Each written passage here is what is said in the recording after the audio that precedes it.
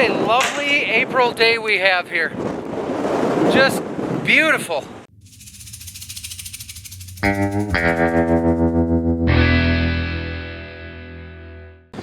Planting is coming soon, Anna. Well, the girls here and I waited a full entire day and things didn't get any better. Let's check this out. For some reason, they want to go out there. And it's still coming down like hard. This is a respectable snowfall. As you can see, there's not going to be much farming done here in the next few days. Let's see if this works. All right. Mexico Resort. I tried. Well, it snowed all night long. We've got, I'm going to guess an average of, there's 10 inches to a foot for an average through the yard here. I mean, back there is the deepest, and it is what it is. My gosh, do I need some sunglasses out here. Every once in a while, people will ask me why I'm wearing sunglasses when it's not even sunny out. For those people, I can tell you've never seen fresh snow before. Oh, the roof is melting off. It was down in the 20s overnight, but it's warmed up now. Looks like a couple of feet of snow in the way right here. Gonna make a mess. It is a mess. Didge, are you coming? Come on. Up and over the bridge. Grab these first before I do anything else. I knew this was coming and it was too muddy to get back to the rock picker, so I left all the snow removal stuff on this tractor. Unfortunately, the ground is thawed underneath, so I think this is gonna be a real disaster. Look at her down there. I'm still gonna try and move some of this stuff and just push it somewhat to the edge of the yard, because it's gonna be horrible. I don't know, I think I'm gonna be cutting into more gravel than I want to, so this may not last long, but I'm gonna do something.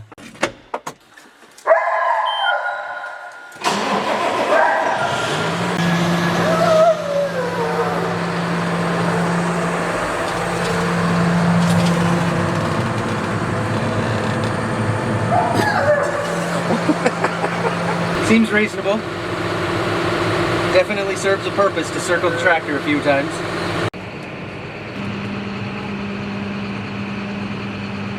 Oh boy, was I right. I think I'm just gonna push what I can away from the door here because I'm supposed to have a chemical delivery coming tomorrow. This is not cool. Did what I could there, but it kind of just pushes up like snowmen. It's just making snowmen. Look at Didge walking through there. She can hardly get through. I think I'll just keep pushing piles like that to the edge. And I'm not getting very deep because as soon as I touch gravel, it carves right in. But I just got to do what I can. But I'm thinking most likely I'm going to have to get in touch with them and cancel that chemical order for tomorrow. Because I know you could never turn a semi around in here now, but I don't think by tomorrow it's going to be a mess. For anybody thinking about starting a YouTube channel, I've got a pro tip here for you. You just get a magnetic camera mount and one of these gear wrench wheelio dollies, and then bam, you got a magnetic camera guy. And then you start it up, and then you do like this.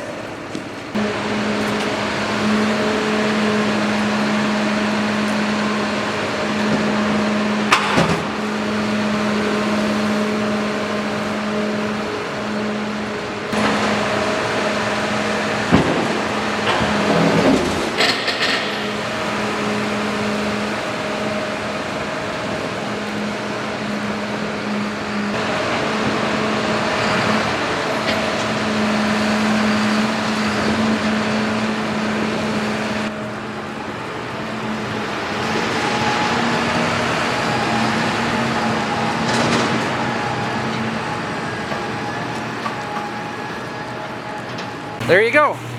See, simple as that. And the reason we don't use a skid loader for this is because our skid loader on regular tires would be stuck the second we even thought about pushing this heavy wet stuff with that machine.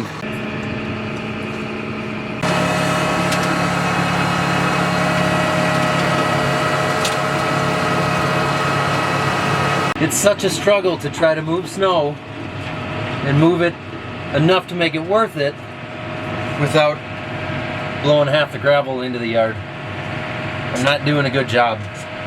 Not at all. Even with the tractor at full RPM, it can't even hardly move the stuff. I don't know if you guys have gotten the hint yet that this is really heavy, wet snow. Yeah, the blower's not really doing anything. I give up. Back to the yard. I'm definitely getting something done here as long as I keep the blade off the gravel. This is doing something. It's gonna at least help it dry up, hopefully a day sooner. And I'd assume it's gonna be really slow to dry because the whole next week now looks like mid-20s, some in the low 20s even for lows at night. So it's gonna refreeze again at night and then warm up during the day, but I don't think we have a single high that gets to 40 degrees. Spring changed in a hurry on us. Well, I did what I could, which was not a lot, but at the same time, it's definitely something. You get the point. You get the point, Anna?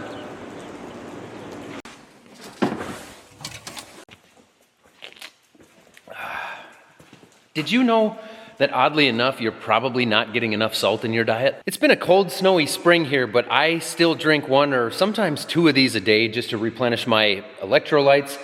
There's 1,000 milligrams of sodium in here, 200 milligrams of potassium, and 60 grams of magnesium. They help to keep my muscles hydrated the way that they need to be, even though I probably don't use these gigantic muscles as much as I should. That's beside the point though. This stuff has exactly what you need and none of the junk that you don't need. There's no artificial flavors in it. There's no caffeine. There's none of that, dodgy type of stuff in there. It's just what you need to stay hydrated correctly. I prefer the carbonated cans, but it also comes in the sticks that you tear the top open and you pour the powder down in your water bottle, mix it with your drink. That way it's not carbonated. To each their own. The dogs would like it if you guys would go to drinkelement.com/farmer. We will link that down below and you can get your 8 free sample pack there and find out what your favorite flavor is. I like the watermelon and the grapefruit, basically the fruity ones, but they have a ton of different flavors over there to choose from. And they have a no questions asked return policy, so if for some reason you don't like the stuff, just let them know and they will refund you, send you your money back, no questions asked. But I think you're gonna like it, especially if you're outside working. It's a hot spring, hot summer, you're doing fencing, you're dealing with livestock, maybe you're fixing a flat tire on an irrigator, maybe you're just spending too much time at the beach. It's important to hydrate yourself. So head over to drinkelement.com/farmer. Again, that's linked down below. Well, another day of watching the snow slowly melt. You can see the ground's frozen here. Once you get out to the sunshine, it's thawed. It was about 20 degrees last night. It's supposed to be down in the teens tonight, so we are not warming up very quickly. You want in or not? Come on in. Stay warm. According to the Weather Channel, 5 days from now, it's supposed to be in the 60s, so things are gonna snap like that. Probably gonna be a mud pit for about a week, and then we'll actually be into spring. Right now, I just can't get real motivated. I can't feel rushed when there's snow on the ground. But I figured I may as well work on the seed tender a little bit. I've got the battery out and actually sitting on a trickle charger over there. I had that out all winter, so that should be good to go. I'm gonna change oil in this engine, but I think I'm gonna fire it up first. I put a stabilizer in the gas, but we'll see. Sometimes there's just only so much you can do. Sometimes the carburetors get crappy, so we'll see if I gotta pull that apart or not. Gas on, choke on. So I ran it dry on gas. Switch is on.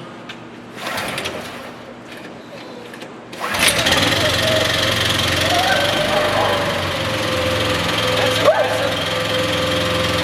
Quiet, you. I didn't expect that to go on the second pull.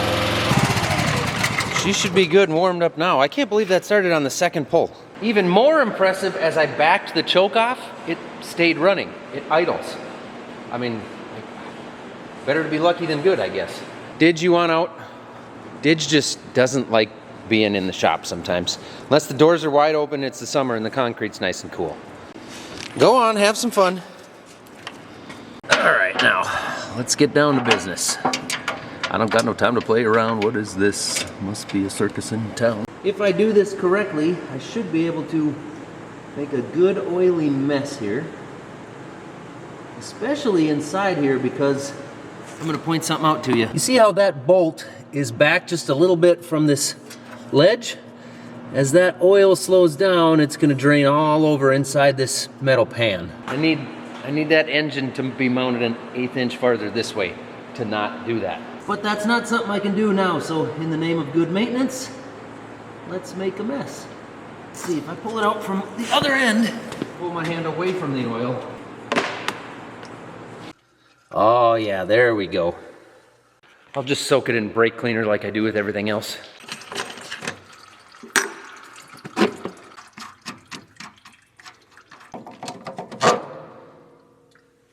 That filter does not look bad. I'll clean it up anyway. Maybe wash this filter sock. Yeah, I'll wash the filter sock. Okay, while I do this, I'm gonna talk about it. All right, I'm gonna talk about the tariff situation again. And this is not getting political. I have people asking how this is affecting agriculture. I have a platform where I can discuss that and I can be honest about that.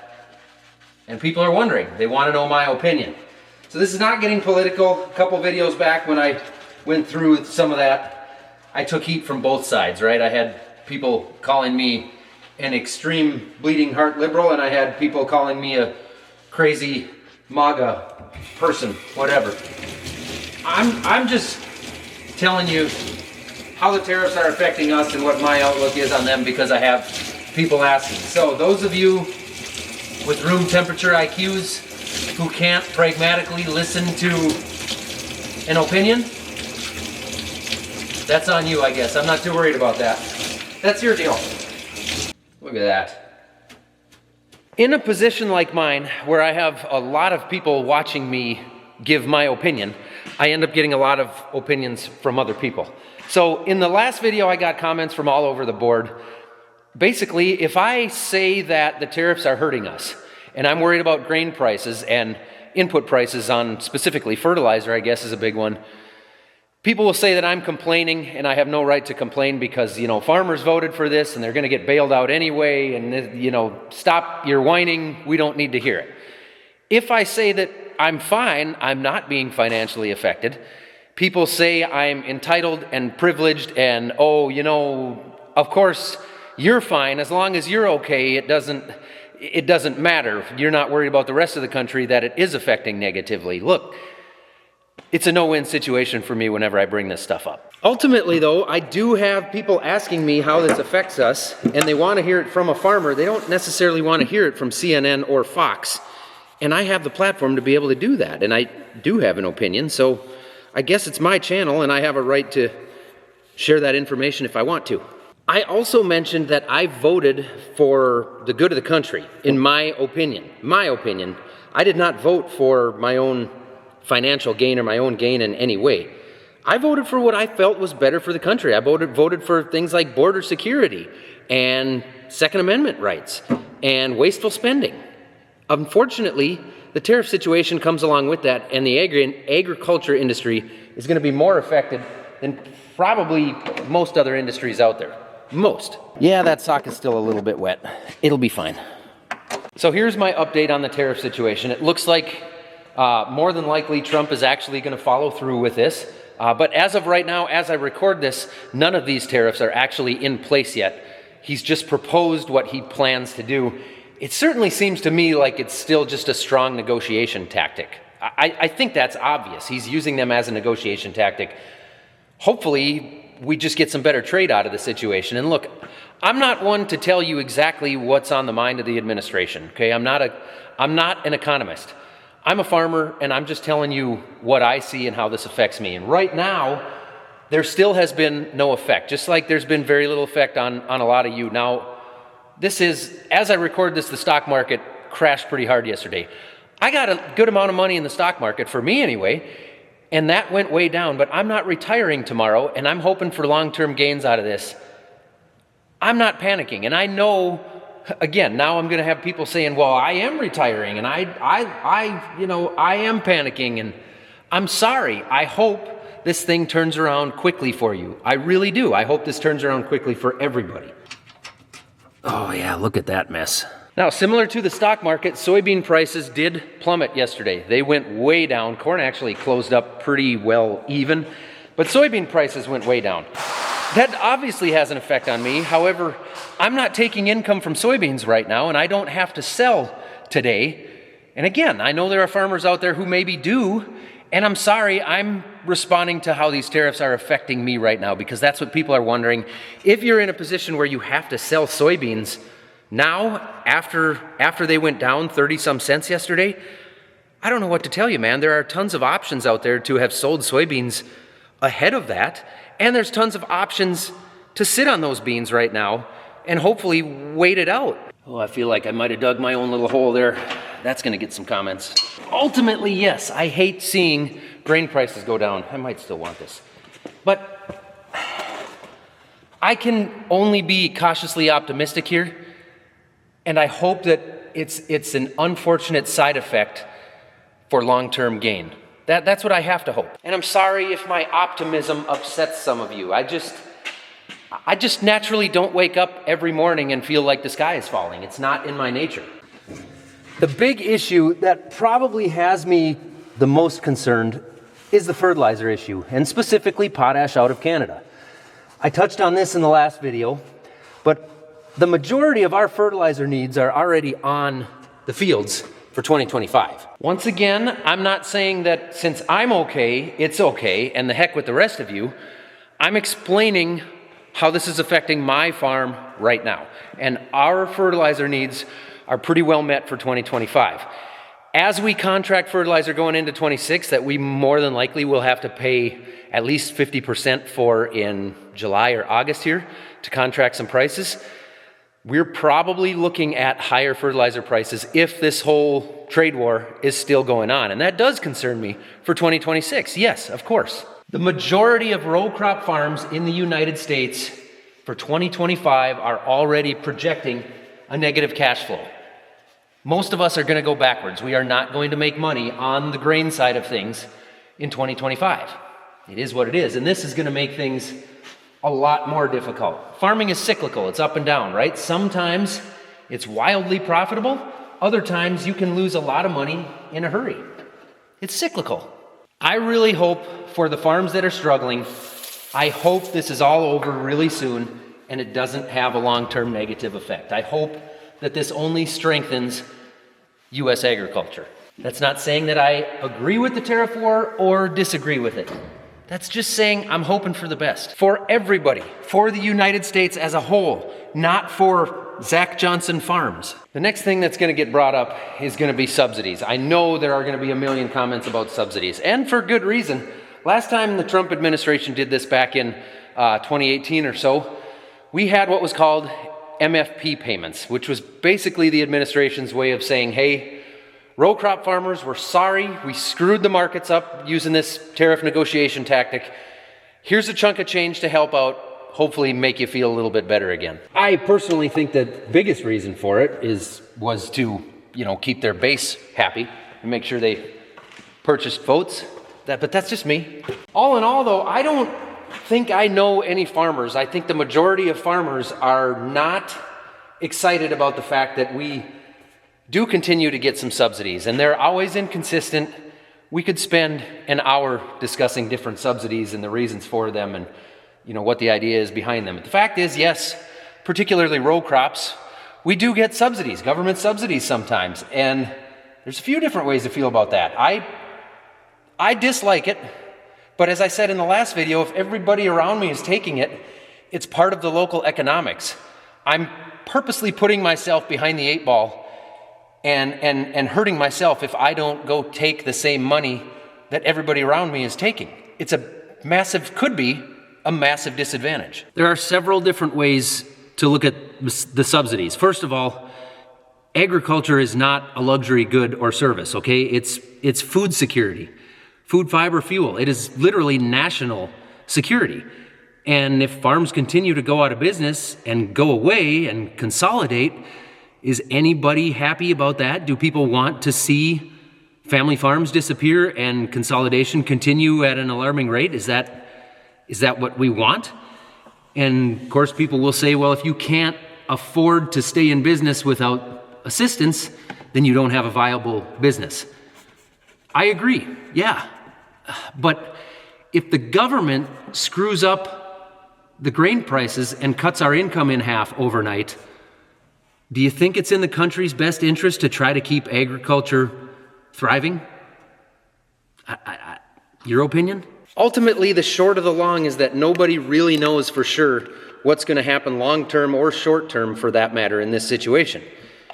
I'm just hoping for the best, not for just me, but for everybody. For you as well, for everybody watching this, I'm hoping for the best. All that said, if you guys enjoy my videos over here, maybe you want to see a little bit more, I am going to be on Pepperbox now, which is a different app that is a subscription service where I can yank the filter completely off. There's going to be some exclusive stuff over there. It's just in addition to this channel. So everything you see here will also be on over there with the integrations removed, and there's going to be some exclusive stuff on that app over there once in a while. So it's pepperbox.tv. Again, nothing is changing over here. This is just a totally separate thing. They've got a ton of really good creators over there, a lot of them that you'll probably, some of you will definitely recognize. So we'll put the link down below for that. You can check that out if you want. If you're not interested in that, hey, I'm not going anywhere. I'm not doing anything different. As soon as this snow melts, we are going to go gangbusters, and we're going to start planting corn, and it's going to be fun. And I'm starting to go stir crazy. Honestly, just like watching way too much of the news. I just need to be outside. I'm sick of winter. Now I got the battery in, I got the oil changed, I got the the air filter cleaned up, got the disconnect on. Let's see if this will start itself. Put a little choke in here. Look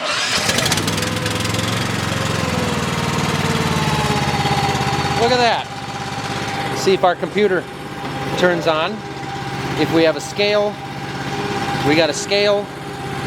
We have a remote. Yep.